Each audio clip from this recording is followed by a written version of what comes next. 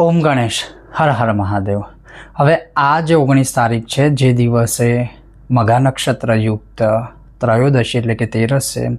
આ દિવસે ફક્ત પિતૃઓ માટેનો મહાન પર્વ નથી, પણ આ વખતે જોઈએ તો જેમ કે પ્રદોષ આપણે સૌ જાણીએ છીએ, ઘણા લોકો પ્રદોષનું વ્રત કરતા હોય છે, શિવજીની પૂજા આદિ કરતા હોય, તો આ વખતે સંધ્યાકાળે શું કરવું જોઈએ? તો આ વખતે સંધ્યાકાળે એટલે કે પ્રદોષકાળમાં જ્યારે તમે શિવ પૂજા કરો તો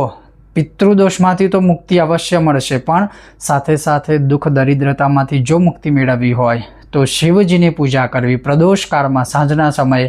અને શિવજીની પૂજા કરો તો વિશેષ ઉપાય જો હું તમને બતાવું તો વિશેષ ઉપાય એવું છે કે તમે શંકર ભગવાનની ઉપર જે છે, શિવલિંગની ઉપર છે, એ શેરડીના રસથી, ગોળના પાણીથી, દાડમના રસથી કે પછી દ્રાક્ષના રસથી કે કોઈ પણ ફળના રસથી અથવા તો અંતે પંચામૃતથી પણ જો અભિષેક કરી અને દારિદ્ર્ય દહન શિવસ્તોત્રના 16 પાઠ પણ કરશો તો શિવજી ખૂબ રાજી રહેશે અને આ મહાન પર્વએ જરૂરથી શિવકૃપા તમને પ્રાપ્ત થશે। ઓમ ગણેશ હર હર મહાદેવ।